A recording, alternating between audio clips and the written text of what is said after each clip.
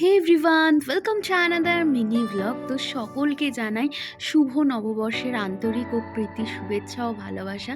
ছোটরা নিয়েও আমার ভালোবাসা, আর যারা বড় আছো তারা নিয়েও আমার প্রণাম। হ্যাঁ, তো নববর্ষের দিনকে সকাল সকাল ঘুম থেকে উঠে খেয়ে নিলাম ঠাকুরের প্রসাদ। তারপরে চাঁদ স্নান করে সুন্দর নতুন জামা কাপড় পরে মা বাবাকে প্রণাম করে নিলাম, আর আমার ভাই আমাকে জাস্ট পা নিয়ে দোলালো। প্রণাম তো করেইনি, যাই হোক টাকাটা পেয়েও তো বীভৎস খুশি। তো অনেক দিন বাদে যখন বাড়িতে আছি তো ভাইকে নিয়ে একটু রাস্তায় গেলাম, আর এই ইন্টারেস্টিং জিনিসটা খেলাম। তো যাই হোক, ভাই আর আমি রাস্তায় বেরিয়ে প্রচুর গল্প করলাম।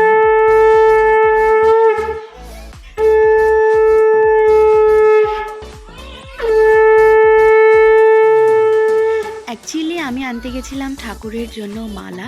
তো যাই হোক, এনে ঠাকুরকে মালা পরিয়ে সুন্দর করে ধূপকাঠি দেখিয়ে দাদু ঠাম্মিকে নমস্কার করে খেয়ে নিলাম ছাতু।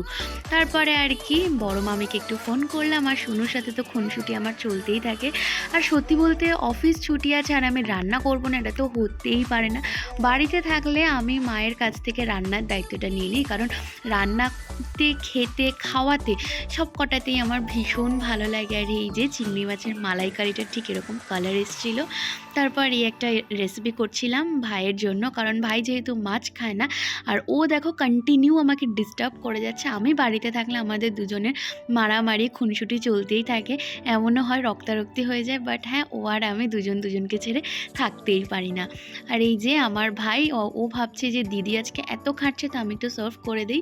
বাট যাই হোক না কেন, এই যে সবাই খেতে বসে পড়লো। সবাই যখন বলে না খুব সুন্দর হয়েছে রান্নাগুলো, নিজের মধ্যে একটা আলাদা একটা স্যাটিসফ্যাকশান কাজ করে। যাই হোক, আমি সবাইকে আগে খাইয়ে দাইয়ে লাস্টে নিজে খেতে বসলাম।